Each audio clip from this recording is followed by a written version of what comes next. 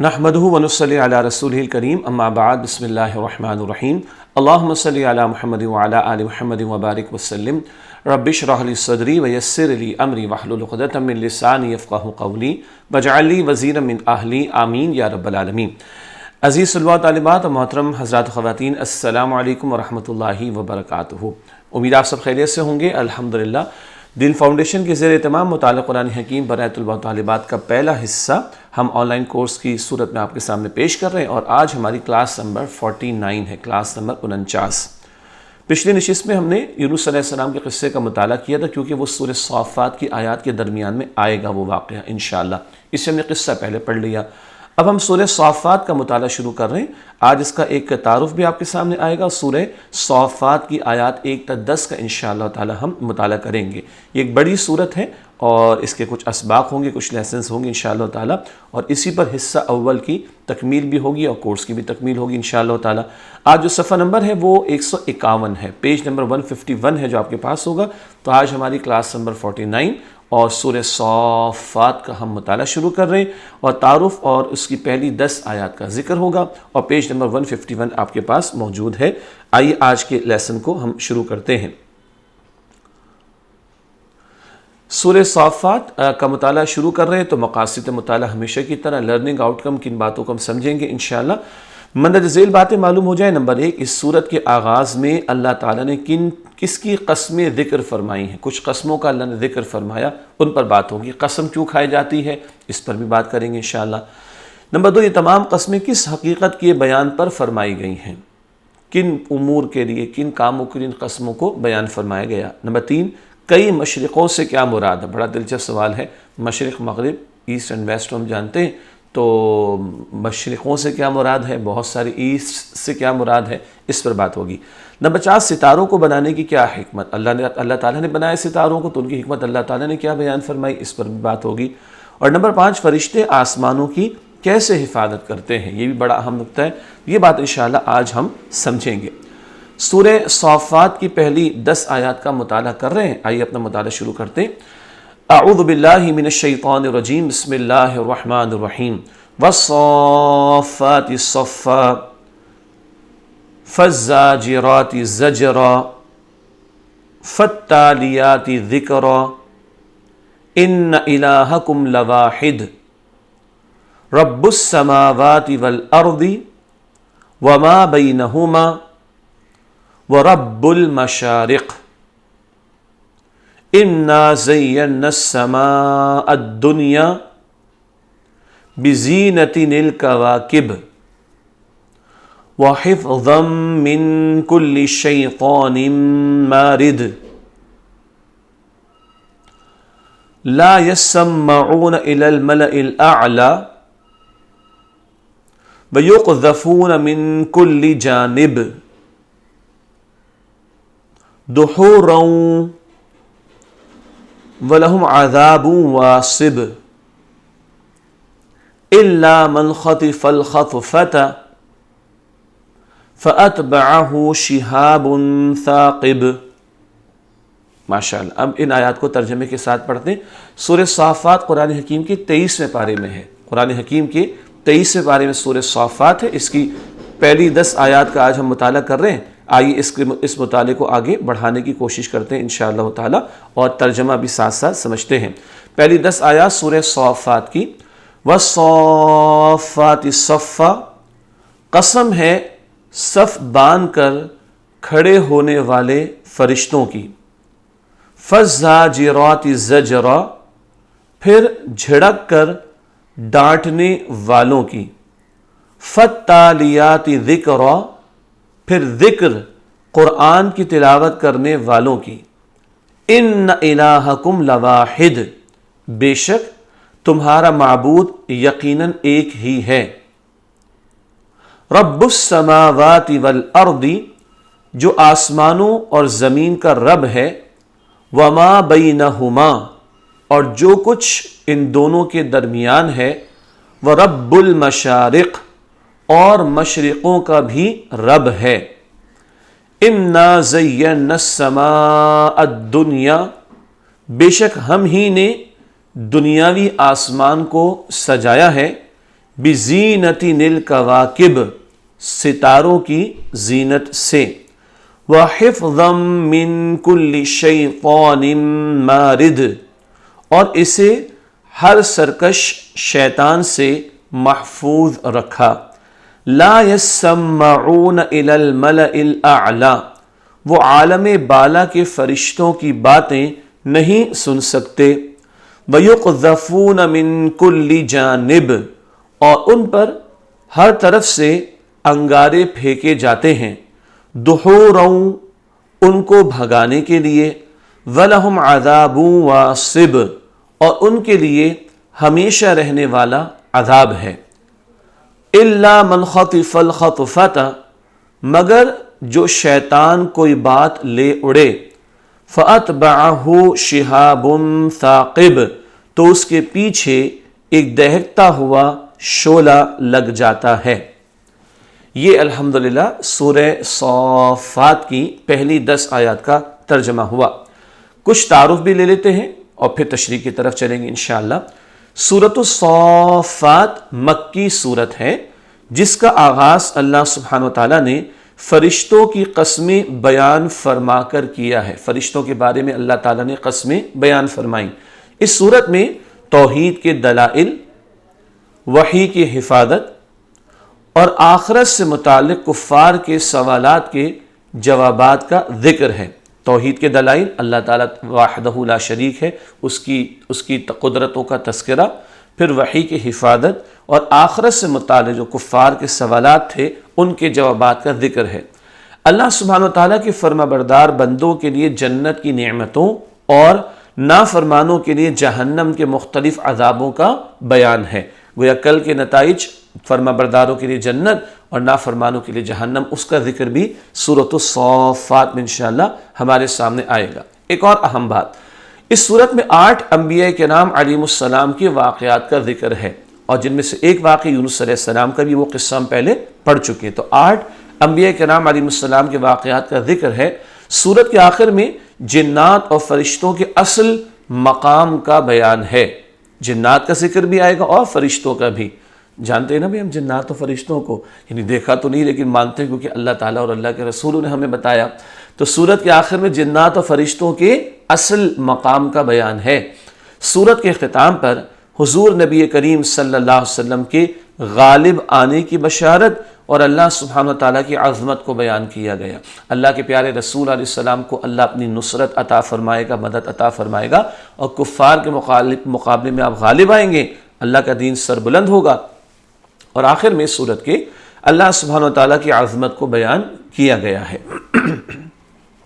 علمی بات، اس سے پہلے کہ تشریح شروع کریں، تعارف تو ہو گیا سورہ صافات کا، ایک علمی بات۔ اچھا بھائی ماشاءاللہ اب جو طلباء و طالبات ہیں، گو کہ بہت سارے اسکول کے اسٹوڈنٹس بھی ہیں اور ماشاءاللہ پیرنٹس بھی ہیں، ٹیچرز بھی ہیں، تو ہم سب کو ساتھ لے کے چل رہے ہیں۔ لیکن ایک بات عرض کروں کہ اب پہلی کتاب تقریباً کمپلیشن پر ہے، تو اب کافی کچھ ہم تھوڑا تھوڑا قرآن کا حصہ پڑھتے چلے آئے ہیں، اور ایک خوشخبری یہ ہے کہ جب پہلی کتاب ہم مکمل کر لیں گے اللہ کے توفیق سے، تو 5% آف دا قرآن تکمیل کو پہنچ جائے گا انشاءاللہ۔ تقریباً 5% قرآن پہلی کتاب میں مکمل ہو جائے گا، اور جب ہم آگے بڑھتے جائیں گے تو ہماری پرسنٹیج بھی بڑھتی چلی جائیں گی۔ کہنا یہ چاہ رہا تھا، اب اور بھی نئی نئی باتیں انشاءاللہ اور مزید باتیں ہم سیکھیں گے۔ تو ایک علمی بات، سورہ صافات سے قرآن حکیم کی 6ٹھی منزل کا آغاز ہوتا ہے۔ قرآن میں کتنی منزلیں ہیں؟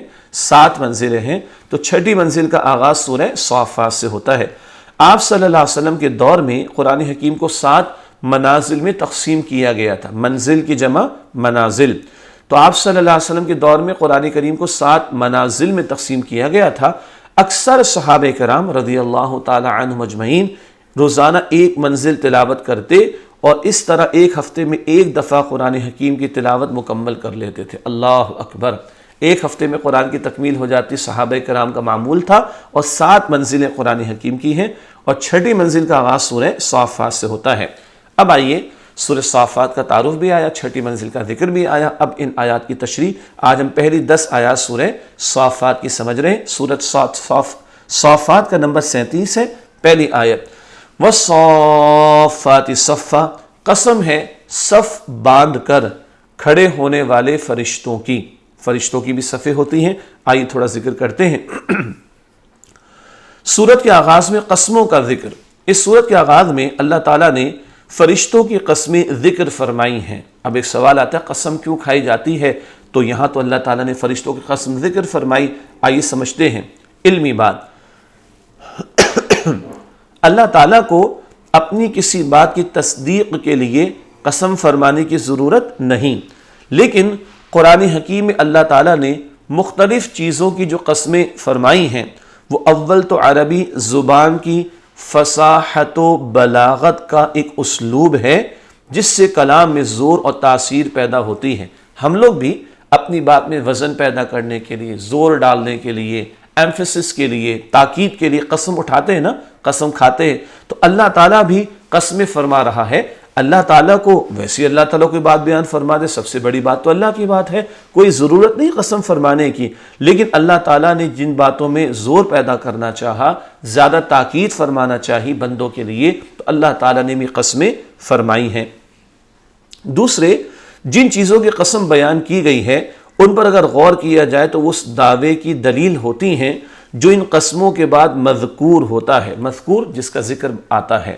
تو اللہ تعالیٰ جو قسمیں فرماتا ہے اور ایک بات کو بیان فرماتا ہے، تو جو بات بیان فرمائی جاتی ہے اس کا بڑا گہرا تعلق ہوتا ہے قسموں کے ساتھ، اور وہ قسمیں جو اٹھائی گئیں یا فرمائی گئیں وہ دلیل ہوتی ہیں اس بات کے لیے جو قسموں کے بیان فرمانے کے بعد اللہ تعالیٰ ذکر فرماتا ہے۔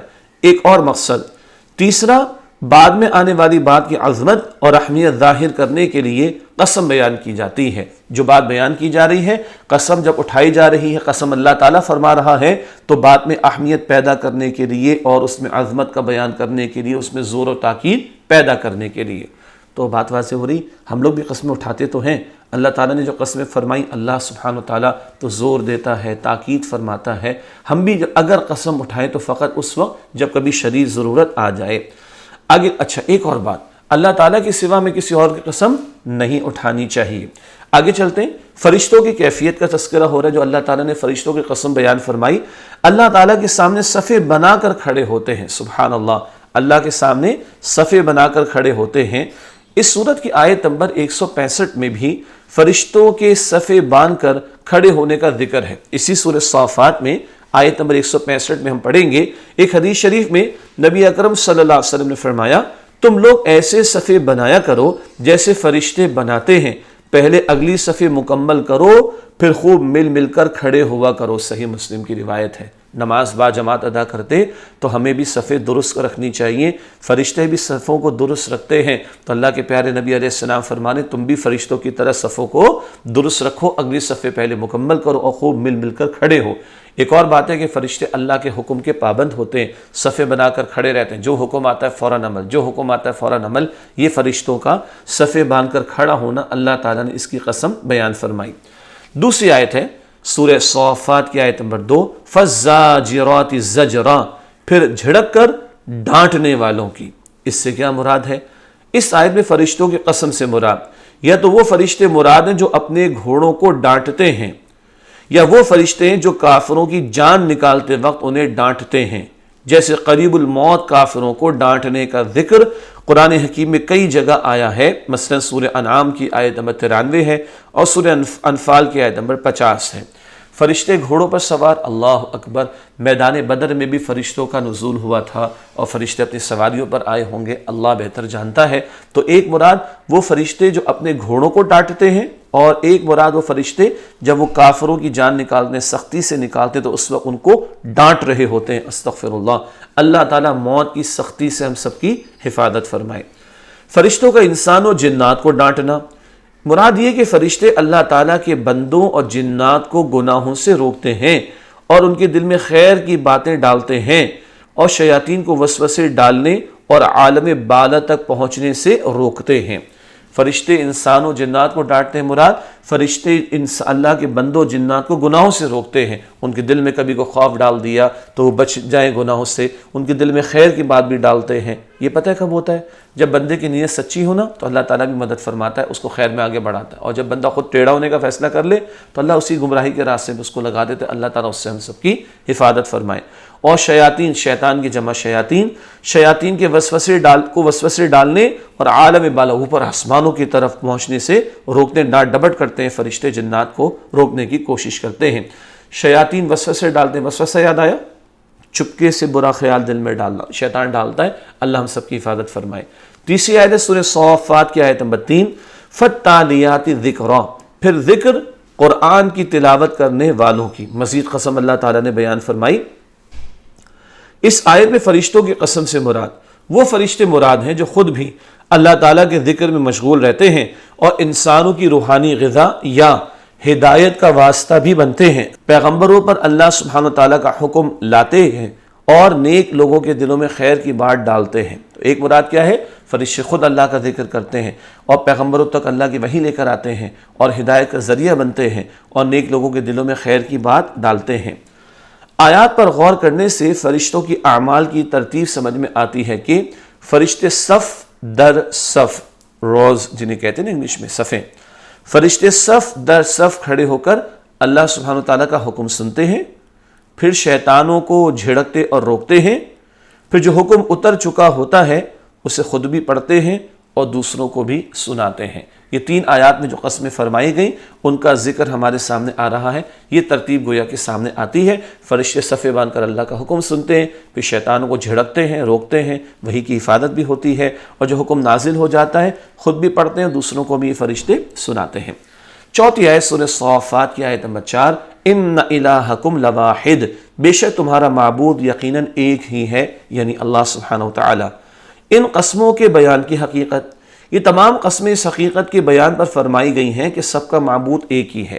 اللہ تعالیٰ قسمیں جب فرماتا ہے تو اپنی مخلوق میں سے کسی شے کی قسم فرماتا ہے اور گواہی دے رہا ہے اللہ کہ یہ ساری قسمیں اس بات پر گواہی دے رہی ہیں کہ سب کا معبود ایک اللہ سبحانہ وتعالی۔ بندوں کا قسم کھانا، ہم بھی تو قسم اٹھاتے ہیں نا، یہ قسم کھا جاتے ہیں جی، بندوں کے لیے اللہ تعالیٰ کے سوا کسی اور کی قسم کھانا جائز نہیں۔ قسم اول تو ہمیشہ نہیں، کبھی ضرورت شدید پیش آ جائے تو قسم کس کی اٹھائیں گے؟ فقط اللہ سبحانہ وتعالیٰ کی، اللہ کے سوا کسی اور شے کی قسم نہیں اٹھانی چاہیے۔ اللہ تعالیٰ کا مخلوقات کی قسم فرمانا، اللہ سبحانہ وتعالیٰ نے جو مخلوقات کی قسم فرمائی ہے، اللہ نے فرشتوں کی قسم اٹھائی اور چیزوں کی بار بار قرآن میں قسمیں کا ذکر آتا ہے قسموں کا۔ اللہ تعالیٰ نے جو مخلوقات کی قسم فرمائی ہے تو وہ محض گواہی اور شہادت کے لیے ہے، کیونکہ مخلوقات میں سے جن کی قسم فرمائی جاتی ہے وہ گویا اس حقیقت پر گواہ ہیں جس کا بیان کیا گیا ہے۔ تو اللہ تعالیٰ مخلوقات میں سے کسی کو گواہ بناتا ہے اور آگے قسم اٹھانے کے بعد جو بیان کی جاتی ہے اس پر جن باتوں کی قسم اٹھائی گئی وہ باتیں گواہ ہوتی ہیں۔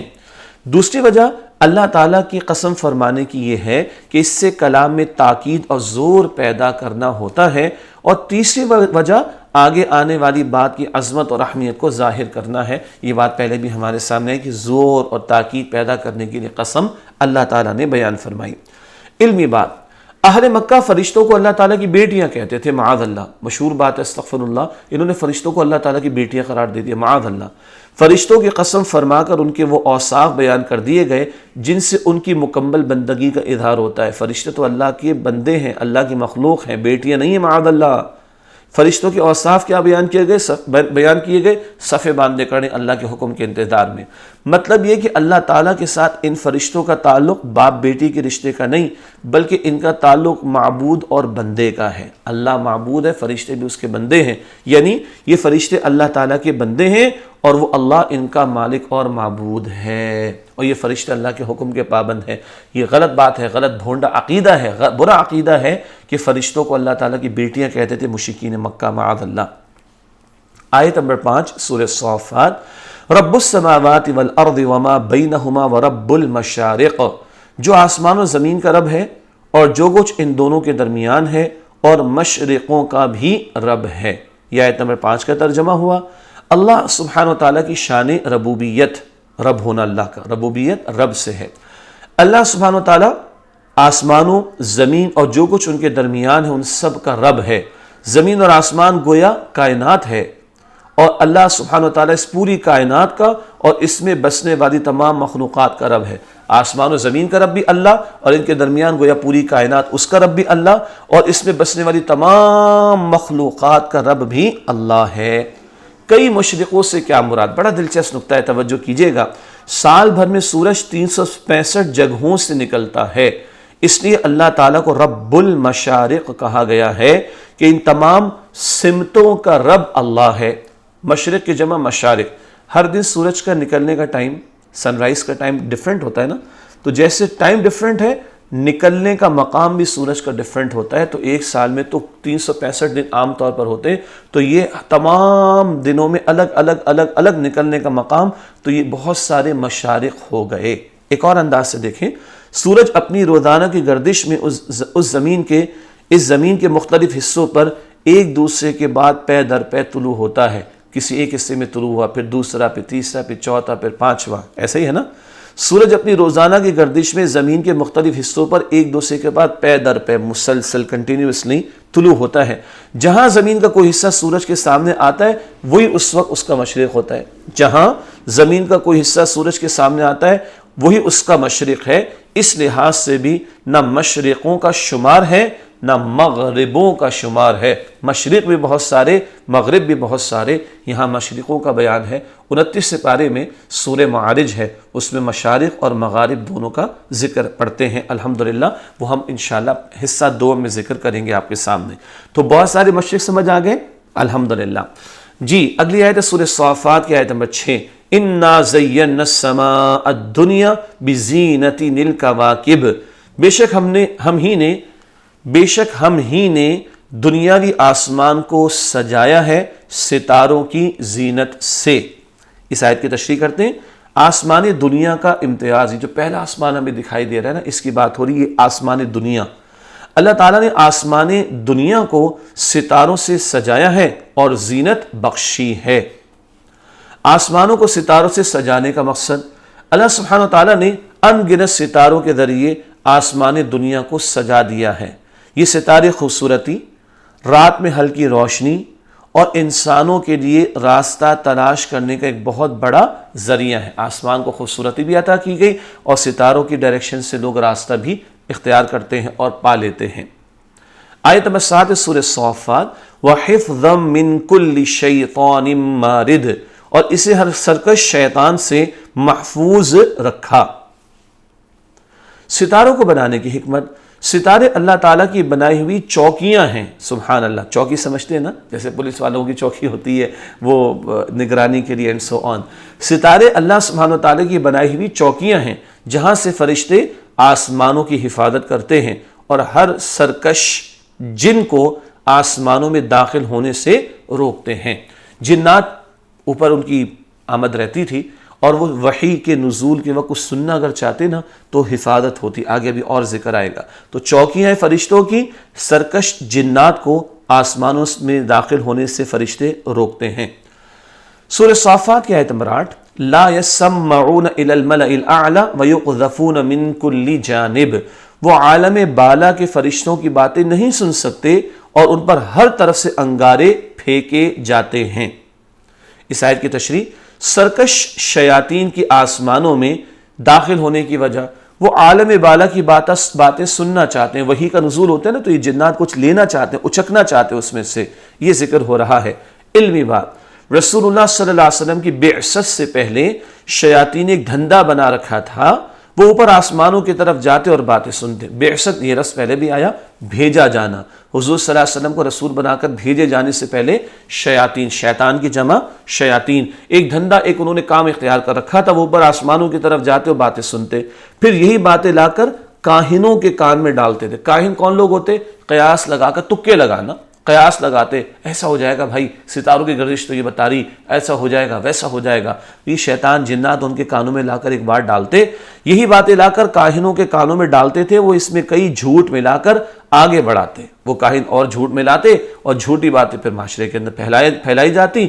پھر اگر یہ سنی سنائی بات سچ نکل آتی تو لوگ کاہنوں کا اعتقاد کر لیتے کہ دیکھو یہ غیب کی باتیں بتاتے ہیں، استغفر اللہ۔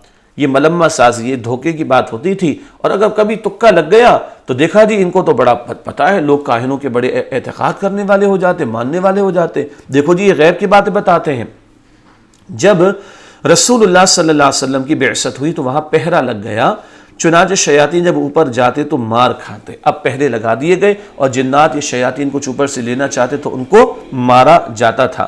آسمانوں کی حفاظت، جب سرکش شیاطین آسمانوں میں داخل ہونا چاہتے ہیں تو فرشتے ہر جانب سے ان پر شہاب ثاقب یعنی تیز روشن شعلے برساتے ہیں جو میزائل کی طرح ان کا پیچھا کرتے ہیں اور انہیں آسمانوں میں داخل نہیں ہونے دیتے۔